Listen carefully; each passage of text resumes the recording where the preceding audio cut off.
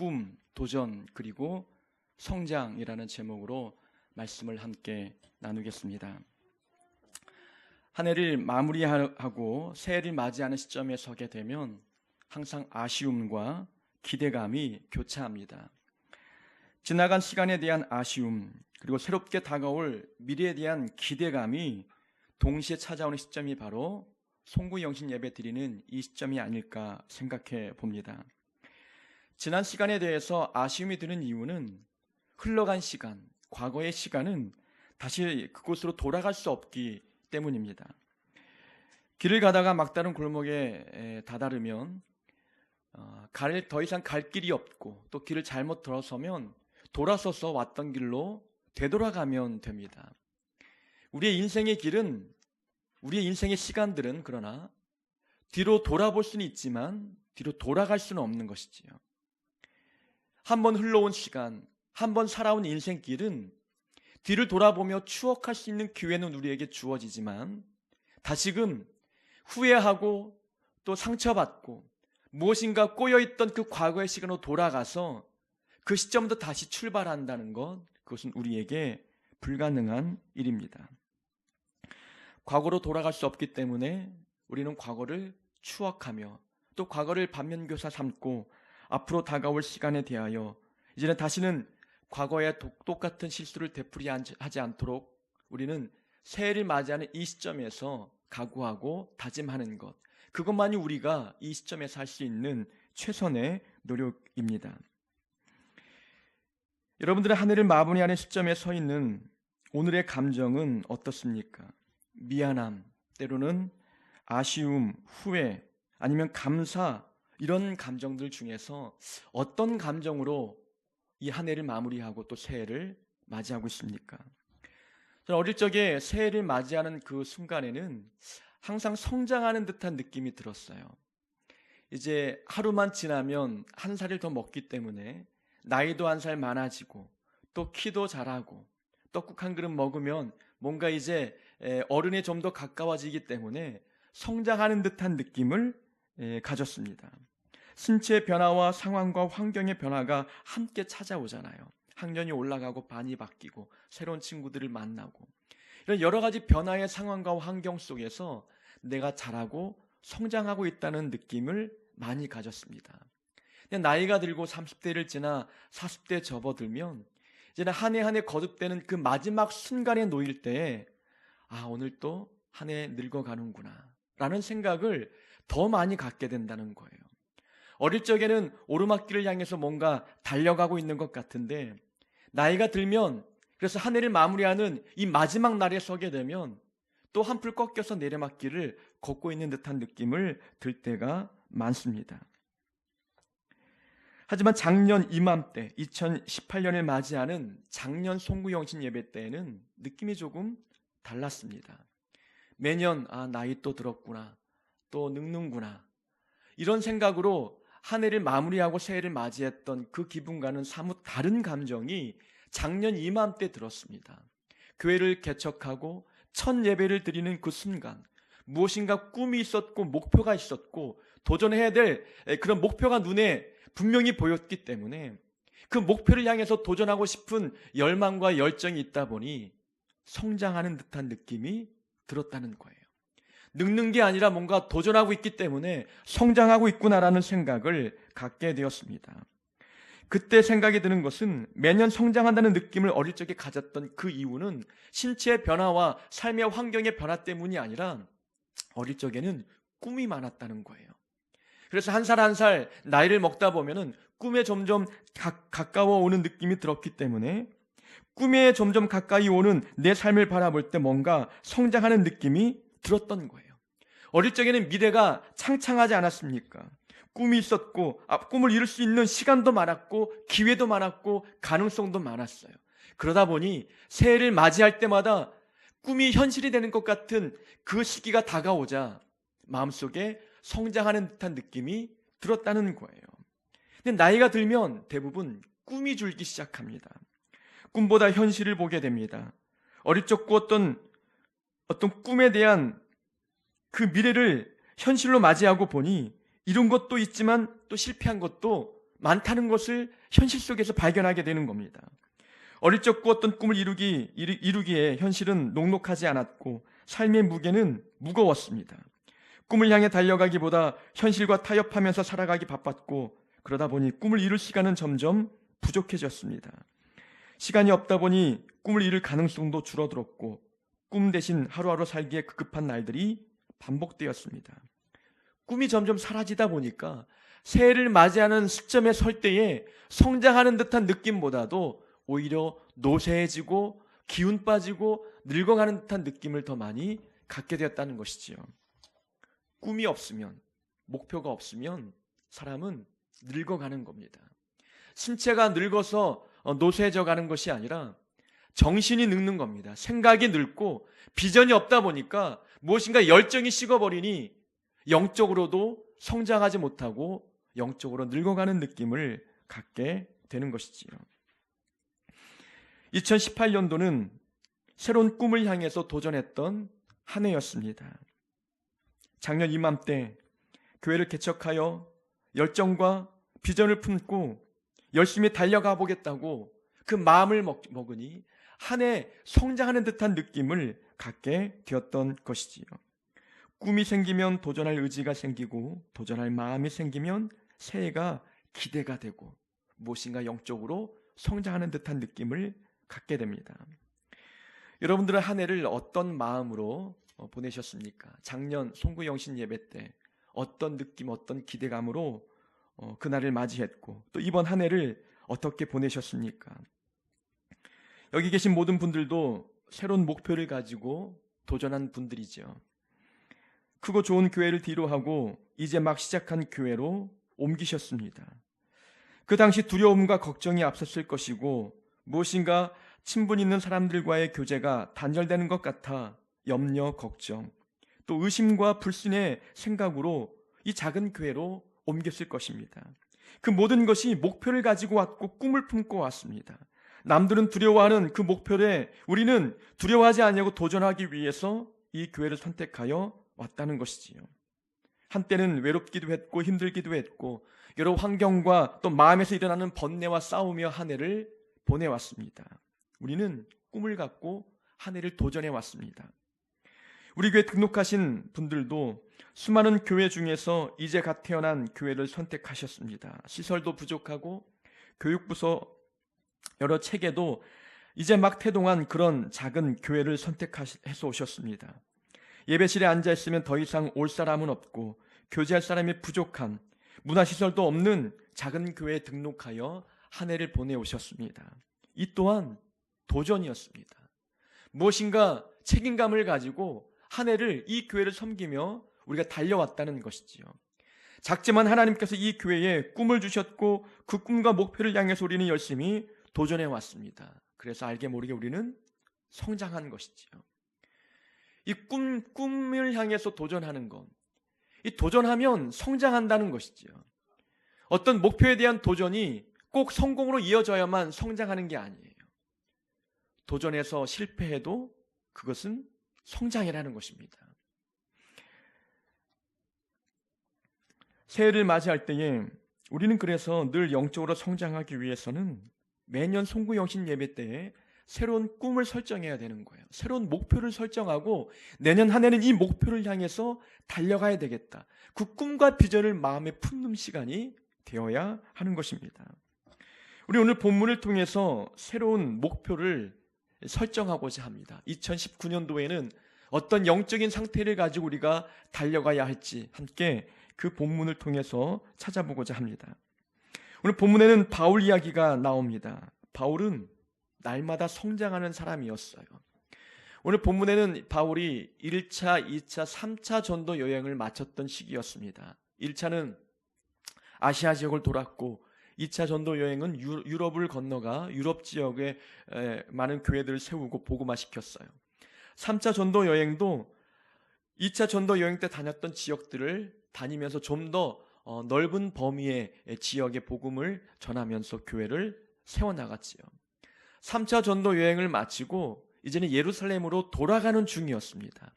돌아가던 중에 밀레도라는 곳에 도착했습니다. 이 밀레도는 바울이 3년 동안 교회를 세우고 사역했던 에베소 교회와 가까운 지역에 있는 도시였어요.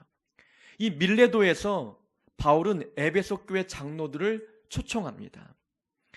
3년 동안 정성을 다하여 씨를 뿌리고 눈물로 기도하며 양육했던 에베소 교회에 대한 애착이 바울 마음 가운데 있었거든요.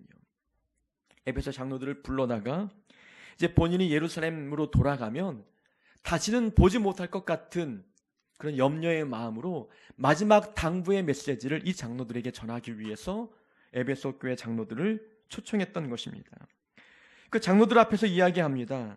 내가 지금까지 첫날부터 지금까지 너희 가운데에서 너희에게 겸손과 눈물로 섬겼고 수많은 유대인들의 간계로 말미암아 시험을 받았지만 그 가운데서도 주를 섬기는 일에 게을리하지 않았다. 내가 유익하다 여기는 모든 영적인 것들은 밤이나 낮이나 장소 불문, 시간 불문하고 여러분들에게 전하여 가르쳐 주었다라고 이야기합니다. 이제는 내가 성령에 이끌려 예루살렘으로 돌아가는데 예루살렘에서 어떤 일을 당할지 모른다. 하나님이 말씀하기를 내가 결박당하고 환난당한다 말씀하는데 나는 예루살렘에 갔다가 로마의 전도 복음을 전하기 위해서 로마로 가야 하니 결박과 환난이 기다리는 예루살렘이라 할지라도 나는 가야 한다.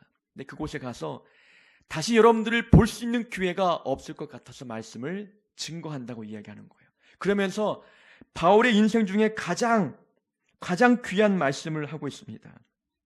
내가 달려갈 길과 주 예수께 받은 사명, 곧 하나님의 은혜의 복음을 증거하는 일을 마치려 하면은 나의 생명조차 조금도 귀한 것으로 여기지 아니하리라.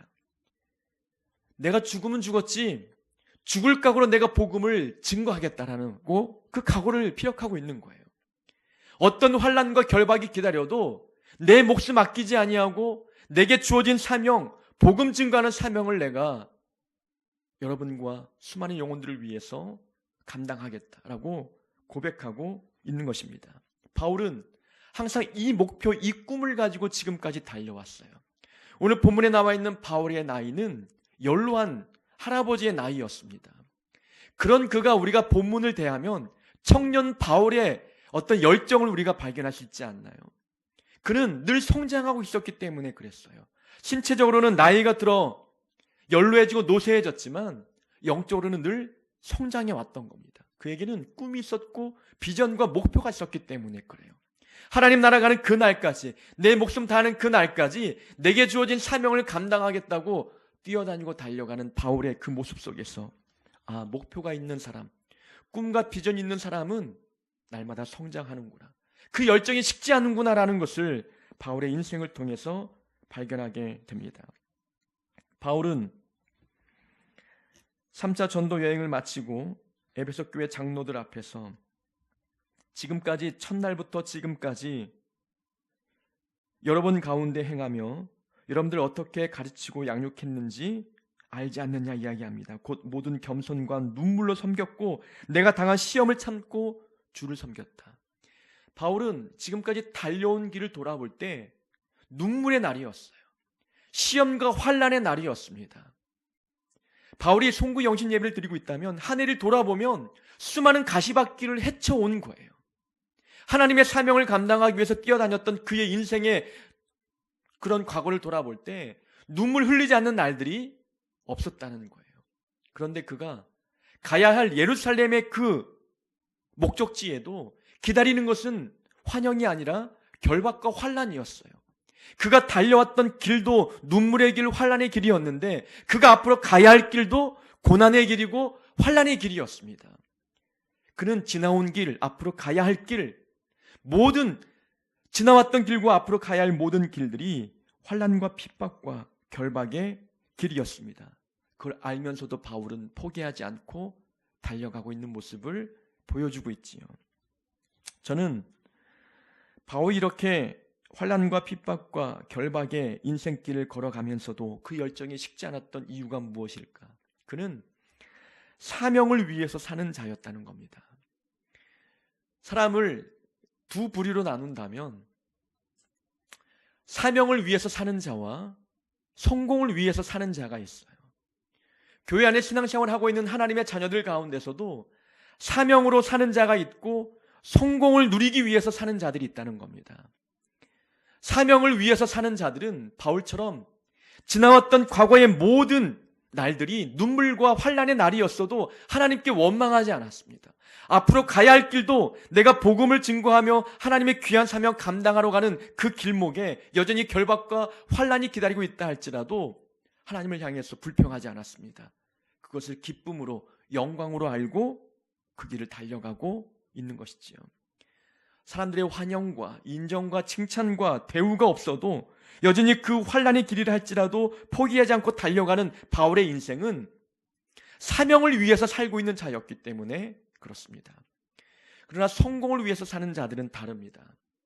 여기서 말하는 성공은 세상의 성공을 이야기하는 것이죠. 높은 직위를 얻고 영광을 누리고 사람들에게 인정을 받고 무엇인가 교회를 부흥시키고 뭔가 높은 자리에 올라가면서 명예와 수많은 권력을 지는 이 성공을 위해서 사는 자들은 절대로 십자가의 길을 가지 않습니다. 지나왔던 과거의 모든 길들이 눈물의 길이었다고 생각이 되면은 하나님 앞에 원망할 수밖에 없는 거예요. 내가 꿈꾸고 기대했던 삶은 영광을 위한 삶이었고 성공을 위한 삶이었는데 하나님만 바라보며 살아왔던 내 모든 과거의 뒤안길을 돌아볼 때에 눈물과 핍박의 길이었다. 그걸 인정하고 싶지 않은 거예요. 또 앞으로 가야 할 모든 길도 여전히 환난의 길이라면 내가 어찌 하나님 바라보면서 이 길을 가겠느냐고 불평하지 않겠습니까? 성공을 위해서 사는 자들은 고난을 두려워합니다. 고난을 피하려 합니다. 십자가를 지고 가는 그 인생의 길들을 마다하려고 합니다. 성공은 좋은 것이거든요. 행복한 것이라 생각하고 성공을 위해서 무엇인가 인기와 사람들의 칭찬과 존경과 이 모든 것들을 누리고 싶어하는 마음이 있는 것 아니겠습니까?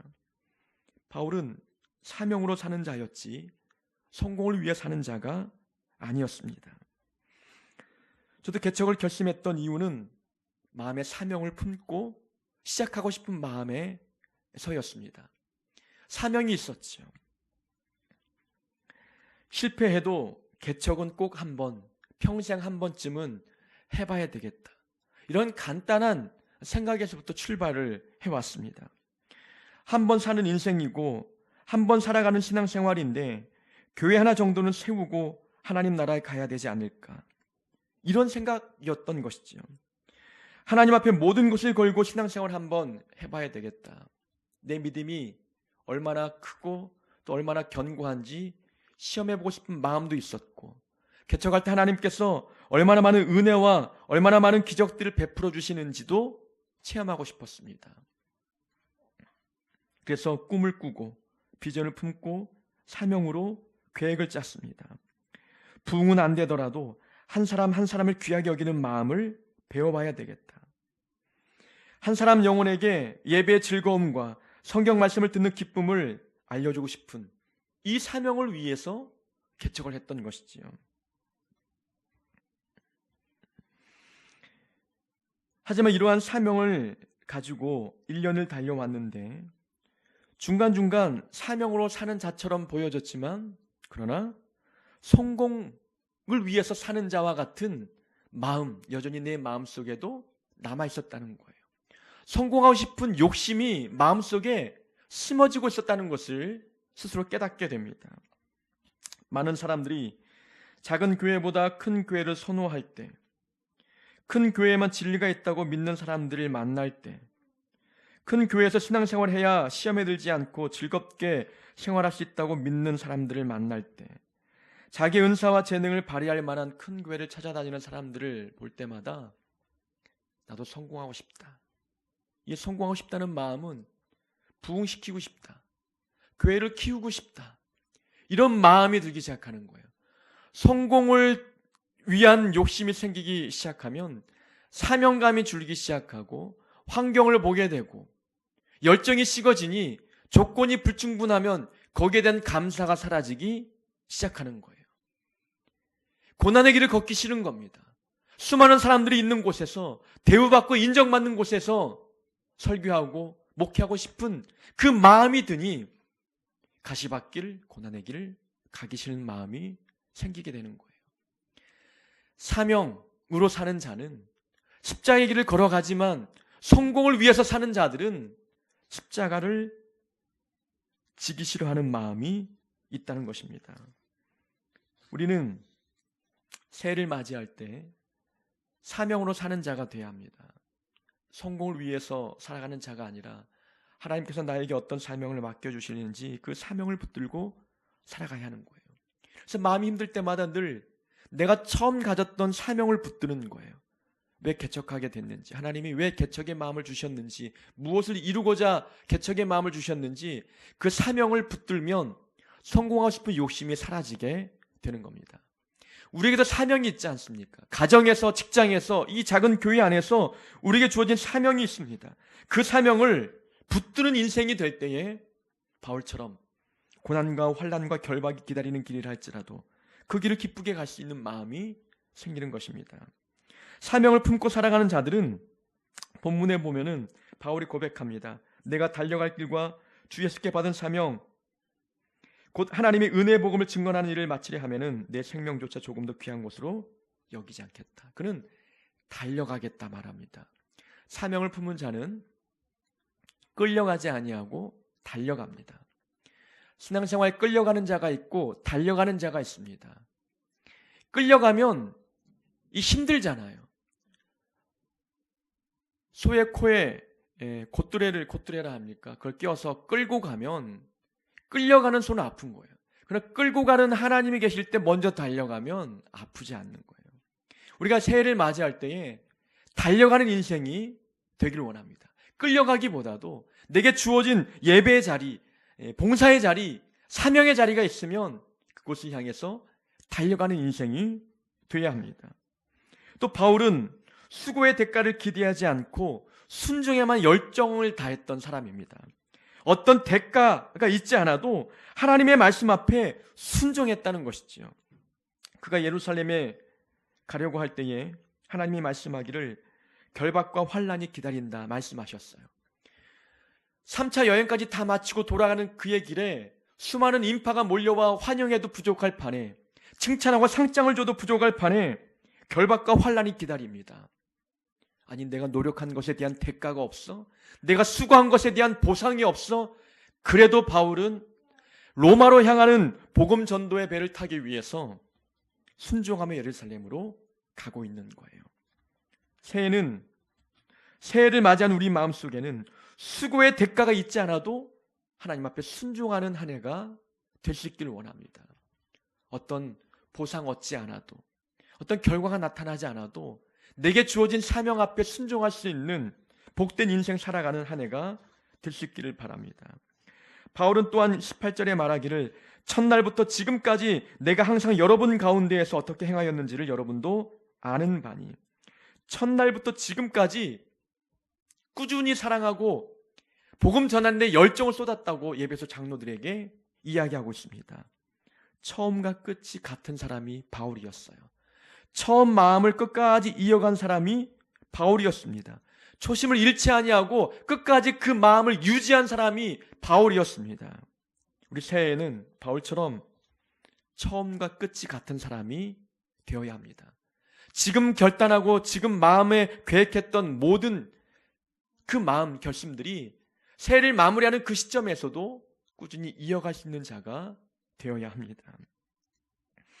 사울 왕은 처음과 끝이 다른 사람이었습니다. 예수님의 제자 중에 가룟 유다도 처음과 끝이 다른 사람이었습니다.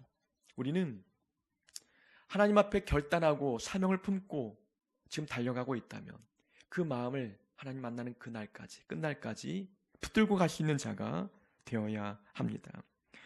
우리에게는 꿈이 있고 목표가 있습니다. 저에게는 교회를 끌어가야 할 사명이 있고 매 주일 설교에 대한 열정을 품고 영혼들을 깨울 수 있는 설교를 전하여야 할 사명이 있습니다. 여러분들 하나님을 섬기고 봉사하고 예배드리고 삶의 자리에서 가족을 사랑하고 주어진 자리에서 충성을 다해야 할 사명이 있습니다. 이 사명 주님 나라 가는 그 날까지 포기하지 아니하고 처음과 끝이 같은 모습으로 나아가는 자들이 되어야 하는 것입니다. 이 꿈을 향해서 도전하시고 도전하다 보면 내년도 믿음이 성장할 수 있는 우리의 모습을 발견하게 될 것입니다. 올 한 해도 성장한 것처럼 내년도 성장할 수 있는 우리 모두가 되기를 주의 이름으로 축원합니다.